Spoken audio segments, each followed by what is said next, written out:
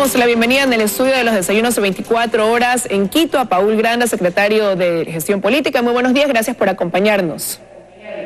Muy buenos días, gracias Liz. Bueno, del Ministerio de Obras Públicas a la Secretaría de Gestión Política, cuéntenos un poco cuál va a ser la línea por donde usted pues marcará su ruta de trabajo ya desde este cargo. Bueno Liz, nosotros hemos creído conveniente que hay que repotenciar, si cabe así el término, todos los procesos de diálogos, que se lleguen a consensos, que permitan llegar a consensos y establecer líneas generales de actuación del gobierno de aquí en adelante. Es decir, este primer año ha sido un año importante, sin duda alguna, un año movido, como se suele decir en términos generales, es decir, ha habido varios cambios que la ciudadanía ha podido apreciar, una lucha inclaudicable, por ejemplo, contra la corrupción, el fortalecimiento de la democracia a través del establecimiento de una consulta popular que dio un mandato, en este caso al Ejecutivo y a las instituciones del Estado. Y yo creo que se ha sentado base sólida de eso, de un fortalecimiento de la democracia que requiere que se profundicen los mecanismos de participación, en donde la gente siga haciendo escuchar su voz para que en este caso el gobierno actúe y defina la política pública, ¿no? Ahora, usted ha dicho repotenciar un diálogo nacional. ¿Con quién hace falta sentarse a mantener este diálogo o construir puentes o mantener dichos puentes?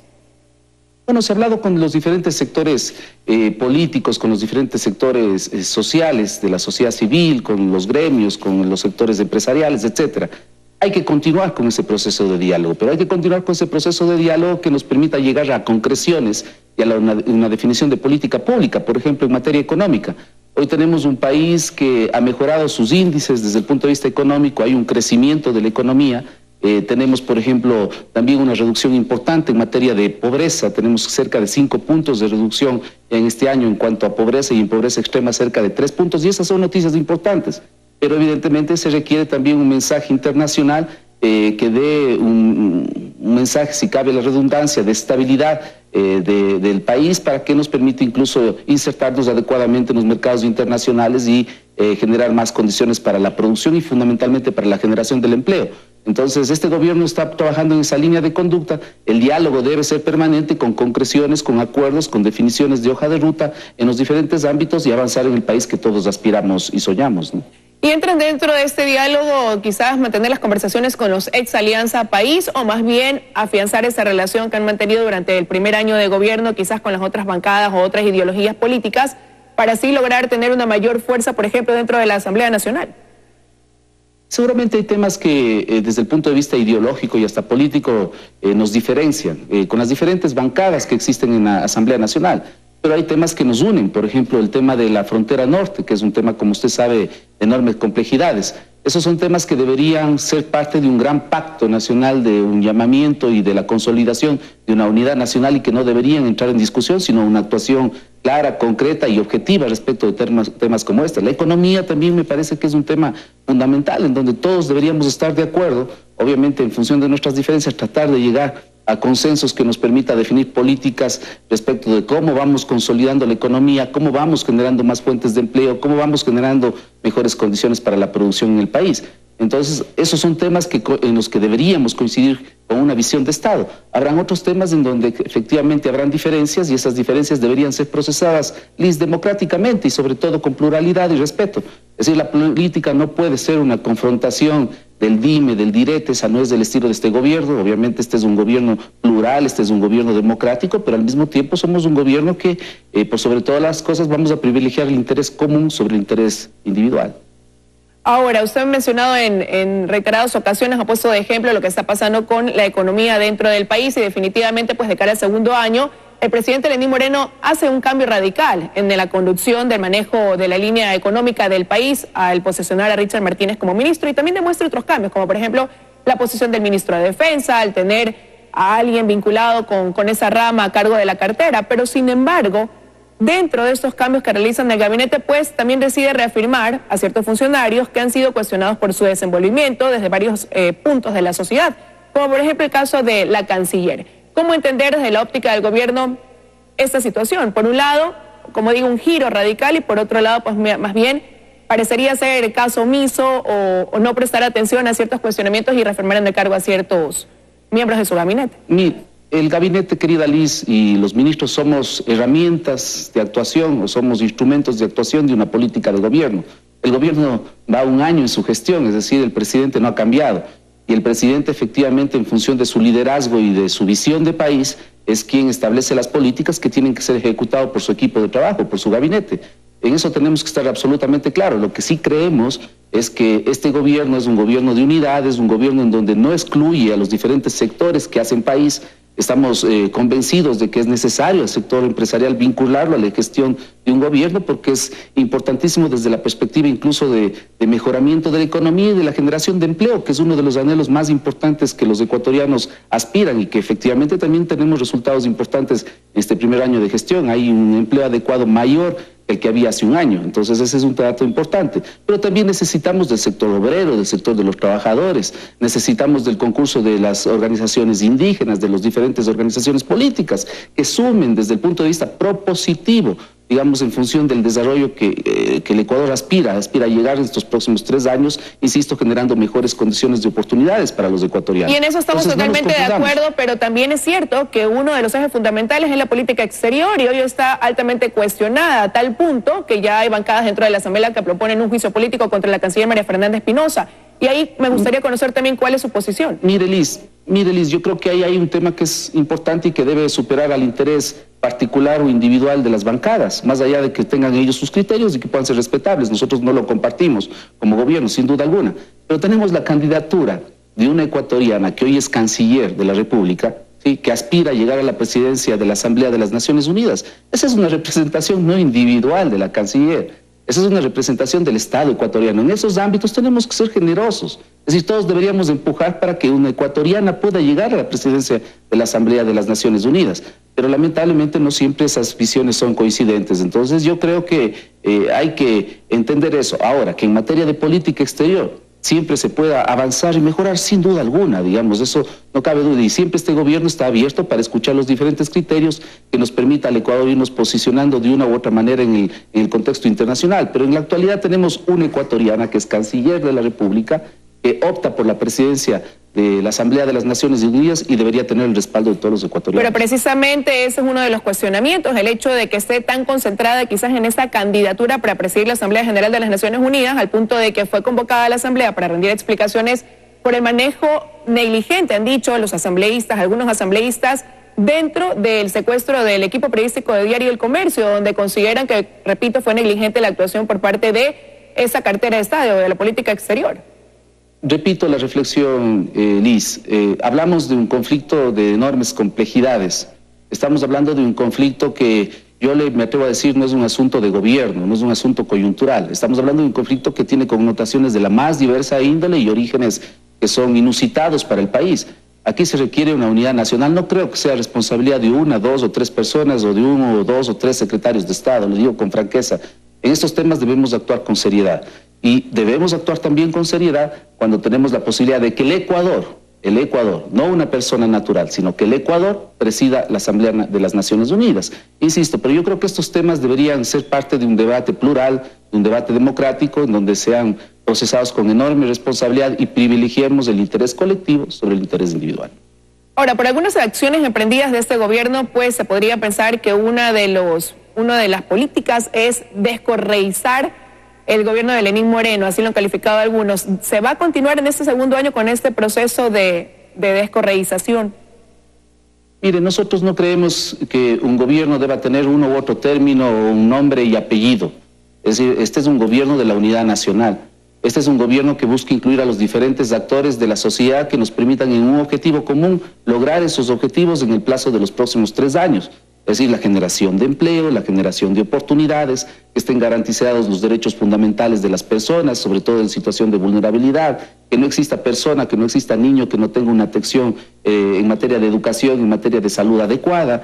Es decir, todos estos factores a nosotros nos unen y esa es la convocatoria del gobierno, hacer unidad en función de lograr estos objetivos. Entonces yo no creo que estemos en un punto en el que un gobierno tenga que tener nombre y apellido. El propio presidente tiene una generosidad enorme, es decir, él no busca de que se pueda hablar de el bloque leninista o el gobierno con ciertas características efectivamente particulares de un liderazgo, sino que queremos un gobierno de unidad nacional, queremos un gobierno de desprendimiento, de grandes acuerdos que nos permita ser duro con los problemas, luchar con toda la contundencia contra la pobreza, luchar con toda la contundencia en la generación de oportunidades para los ecuatorianos y ecuatorianas, luchar inclaudicablemente contra este mal que es la corrupción, que debe unirnos a todos los ecuatorianos con objetividad. Y yo creo que son los problemas que debemos resolver y sobre los cuales debemos superar para construir ese país que aspiramos. Pero es que parecería que la solución a los problemas que usted acaba de mencionar, pues cada vez se alejan más de lo que fue la ideología del gobierno anterior, del que, bueno, formaron parte también, ¿no? Y bueno, no cabe duda que vivimos y tenemos un gobierno distinto, y eso está claro. El presidente ha dictado una política con diferencias bastante radicales al anterior gobierno, pero así es la sociedad es dinámica. Es decir, nosotros no podíamos estar en una línea, digamos, complaciente respecto de temas relacionados, por ejemplo, con la corrupción. Eso está absolutamente claro. Como tampoco vamos a dejar de luchar, insisto, frente a la garantización de los derechos sociales, frente a la garantización de una economía que genere producción, que genere empleo. Por supuesto, tiene una característica especial este gobierno y fundamentalmente tiene que ver con la ética y con la verdad. Ahora, usted mencionaba que una de las cosas que serán base de aquí en adelante dentro del gobierno del presidente Lenín Moreno, pues será repotenciar este diálogo, pero también decía que otro eje importante será acercar el gobierno a la gente, afianzar más esa participación ciudadana. ¿Cómo lo harán? Así es, mire, nosotros tenemos gobernaciones, tenemos un gobierno desconcentrado, vamos a desarrollar una suerte de presencia de todo el gabinete desconcentrado, es decir, que está en provincia, en las diferentes comunidades, en los diferentes cantones de las provincias, en las diferentes parroquias, escuchando a la gente, ¿sí? Logrando captar cuáles son las principales necesidades para que la institucionalidad del Estado confluya de manera organizada, de manera planificada, a resolver los conflictos que tiene la gente. Muchas de las veces, desde Quito, desde Guayaquil, desde Cuenca, desde las principales ciudades, no se conocen los problemas que tenemos en Zamora Chinchipe, que tenemos en Sucumbíos, que tenemos en Carchi. Mire, yo tenía y he tenido la oportunidad de haber sido ministro de Transporte de LIS y he recorrido todo el país. Y las realidades que se encuentran en diferentes lugares del país, muchas de las veces a quienes se les denomina con cierto contenido peyorativo, provincia, digamos, no se conocen desde las ciudades principales. Entonces este gobierno es un gobierno democrático, es un gobierno plural y es un gobierno que va a estar y que está en el territorio. Entonces vamos a potenciar esa presencia de las gobernaciones a través de los gabinetes desconcentrados de toda la institucionalidad del Estado, escuchando a la gente, conversando con la gente, planificando junto a la gente y actuando resolviendo sus principales problemas. Ahora, y desde algunos sectores sociales, pues se ha dicho que ya este primer año se ha sentido como que hubo un compás de espera, quizás para ir poniendo en orden muchas cosas dentro de casa, puertas adentro, pero ya se comienzan a demandar respuestas. ¿Están conscientes ustedes de que quizás hay que aplastar ahora sí el acelerador para continuar cumpliendo en algunos casos y en otros, pues, arrancar ya con algunas de las metas de este gobierno, de lo que fueron las propuestas en época de campaña? Sin lugar a dudas, Liz, todo requiere de un proceso. El primer año de gobierno, no solamente en el ámbito de un gobierno nacional, sino de un gobierno local, requiere de un espacio de transición, de ajuste, de definición de políticas, de asentamiento de esas políticas, de esas acciones de gobierno que permitan lograr los objetivos trazados o que están dentro de un plan de gobierno. No se olvide que un gobernante llega bajo el brazo con su plan de gobierno que incluso ha sido y aprobado y aceptado por el Consejo Nacional Electoral. Y eso es un mandato, de alguna forma, de quien nos gobierna, digamos, hacer y cumplir con el plan de gobierno que se planteó en su momento en la campaña electoral. Por supuesto, este segundo año va a ser un año en donde apretamos el acelerador, en donde hemos logrado estabilizar la democracia, en donde hemos sembrado vientos de paz. En el Ecuador, fíjese usted, ya no tenemos un país polarizado entre una u otra posición. Hoy tenemos que construir acuerdos que nos permitan lograr esos objetivos y, por supuesto, seguir avanzando en aquellos proyectos importantes. Permítame nuevamente poner el ejemplo de transporte y obras públicas. Fíjese usted, parecería que no, pero hemos logrado invertir $700 millones en infraestructura vial, más de 1.000 kilómetros rehabilitados o incluso construidos, y hemos logrado tener la red vial estatal debidamente mantenida en más de los 9.500 kilómetros que son parte de la red vial estatal. Es decir, hay un gobierno que está actuando, hay un gobierno que está implementando políticas públicas que mejoran las condiciones de vida de los ecuatorianos, pero hoy en este segundo año efectivamente vamos a apretar el acelerador para que esas concreciones y ese plan de gobierno sea una realidad. Bueno, y para este segundo año pues se va a seguir con esto de la reducción del tamaño del Estado y para eso se continuará dando paso a la fusión de ciertos ministerios. Y quiero preguntarle si es que se va a fusionar el ministerio, la Secretaría de Gestión Política con el Ministerio, por ejemplo, de Gobierno y Policía. Bueno, ese es un tema aparte de una reflexión y de un análisis en términos generales de toda la institucionalidad del Estado. Se irá tomando las decisiones que correspondan en su momento. Hoy está definida ya la hoja de ruta, por lo menos la del corto plazo. Usted sabe, por ejemplo, ya se fusionó el Ministerio de Energía con el Ministerio de Minas y el Ministerio de Hidrocarburos. Carlos Pérez es quien va a dirigir ese ministerio, que es un ministerio con retos importantísimos porque es el eje del desarrollo económico, por lo menos al corto plazo del país, y hay otras fusiones que también se irán implementando en el transcurso de estos próximos días y semanas. Y si se diera esta fusión que yo le acabo de mencionar, ¿usted quedaría al frente de este ministerio fusionado? ¿Sería usted quien lo represente? Ese es un tema que se ha venido, que se ha estado analizando respecto de la fusión como tal, pero no hay una decisión en este caso concreta. Creemos que hay que seguir fortaleciendo el trabajo del Ministerio del Interior como un ministerio de seguridad y convivencia ciudadana. Para nosotros es importante no solamente pensar en el fortalecimiento de las organizaciones de seguridad o de las instituciones de seguridad del Estado, sino que también es necesario establecer mecanismos de convivencia. Mire, la seguridad ciudadana es otro tema que debe unirnos, es un tema de corresponsabilidad. La seguridad ciudadana es un tema de la garantía de un derecho fundamental que requiere el esfuerzo de todas las instituciones y todos quienes hacemos sociedad en el país. Entonces, se quiere potencializar ese ministerio relacionado con el tema de seguridad, y es necesario también el Ministerio de la Política para que efectivamente se generen estos mecanismos de democratización y participación. Bueno, y el día de ayer Venezuela fue a las urnas y Nicolás Maduro se reelige como presidente con un proceso que es desconocido no solamente por gran parte de los venezolanos que lo demostraron así, con un alto porcentaje de abstención, sino que varios países han rechazado ese proceso electoral. ¿Cuál es la posición del Ecuador frente a eso? Bueno, mire, nosotros siempre hemos dicho, y esto será sujeto de un análisis, entiendo yo, en el gabinete ya de política internacional, siempre somos respetuosos de las decisiones soberanas de los pueblos, sin duda alguna, ¿no? Hace poco estuvo aquí el expresidente Rodríguez Zapatero, que es una persona que en los últimos 3, 4 años ha estado permanentemente en contacto con Venezuela. Él conoce muy de cerca la realidad venezolana, nos comentaba que ha tenido más de 80 viajes, que prácticamente vive la mitad de su tiempo en Venezuela, y tiene una perspectiva interesante sobre lo que sucede en este hermano país. Lo que nosotros aspiramos es de que efectivamente todo lo que suceda en este país hermano, en este país al cual queremos tanto, que es parte incluso de la Constitución en su momento de la Gran Colombia, de ese concepto integrador bolivariano, digamos, nosotros aspiramos a que sus mecanismos de participación política sean en paz. Obviamente no deja de preocupar lo que está sucediendo desde el punto de vista económico, desde el punto de vista humanitario. Digamos, estos días, por ejemplo, hemos tenido varias personas que se están desplazando desde Venezuela, que han pasado por Colombia, llegan a Ecuador e incluso transitan por el Ecuador con destino a otros países del sur del continente. Entonces, eso no deja de preocupar, pero hay que ser respetuosos, digamos, de esas decisiones soberanas y del procesamiento. Pero estamos hablando realmente países, ¿no?, de una decisión soberana cuando se ha cuestionado cómo fue el proceso incluso de convocatoria a las urnas allá en Venezuela y, como le digo, otros países democráticos aquí mismo en América del Sur rechazan y desconocen este proceso electoral que se vivió el día de ayer, y más aún cuando califican lo que sucede en Venezuela como una dictadura, y es lo que queda a vista y paciencia de todos, Liz, ¿no? yo no soy el vocero oficial del gobierno respecto al tema de política internacional. No quiero entrometerme en un tema que seguramente requerirá de un análisis del gabinete del Frente Externo del Ecuador. Entonces yo creo que ese es un tema que hay que analizarlo. Si es difícil y además requiere mucha seriedad y objetividad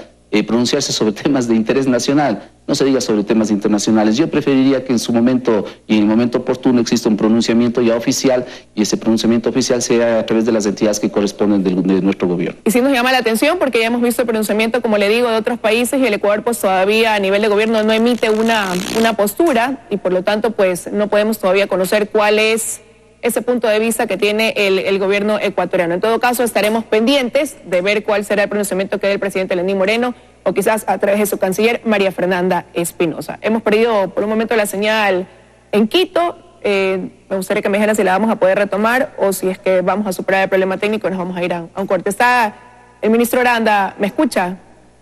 Ahí está. Yo le escucho, sí. Lo perdí por un momento, pero le decía que bueno, que estamos a la espera del pronunciamiento porque incluso... Ventajosamente fue momentáneo, querido Liz. Fue momentáneo, no fue sí. Permanente.